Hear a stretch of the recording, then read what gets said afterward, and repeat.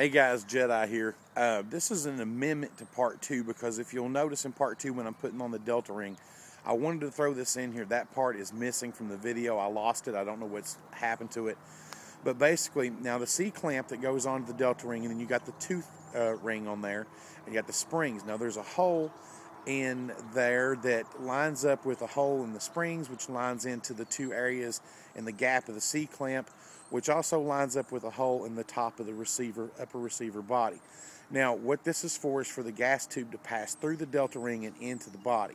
So you actually have to do, just like I say in the video in part 2, you run that Delta ring over the barrel, screw that down to the body, but you have to keep those holes lined up because you're going to run the gas tube through that. And then on the other end of the gas tube, there's a small hole where I'm talking about that roll pin has to go through the front sight post. So the other end goes into the front sight post after you put on the front handguard cap, which is really self-explanatory. You'll just be like, duh.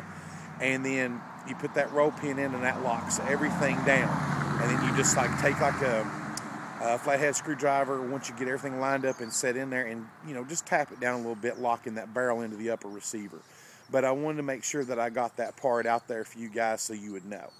Really like to take this time to thank you all for supporting me at YouTube. I get a lot of dislikes on my videos. This comes from, you make enemies. You make friends in this business and you make enemies too. And some people, they just don't grow up. So, people are going to dislike my videos. Fine, it's no big deal. I've already made partner. It wasn't a big issue with me in the beginning to make partner, but it's already done. So it's not doing me any damage at all.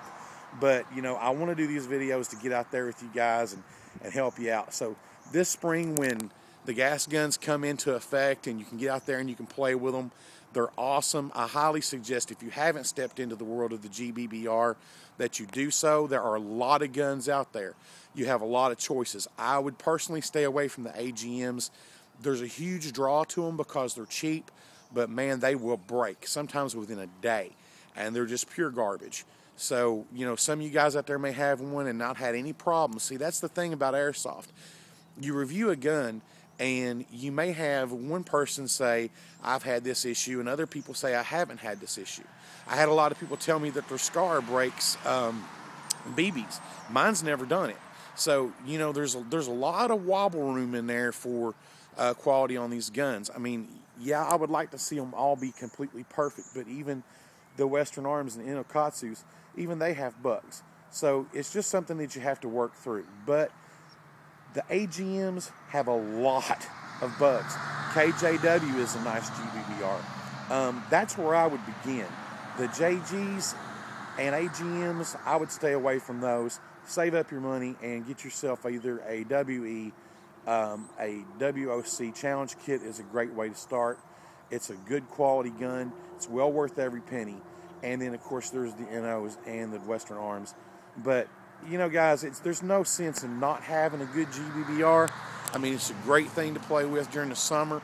Wintertime, I don't play airsoft. I've got a lot of stuff going on with coaching football and hanging out with my kids and stuff like that and deer hunting. And I just don't have a lot of time for it. And I like playing during the summer anyway because that's when all the action's happening. So, I love playing with the GBBRs because, they're more realistic for me and well worth my money. Because if I want to spend $200 or $300, or even some of these AEGs can run you as high as $1,000. Like, look at the PTW from Sistema.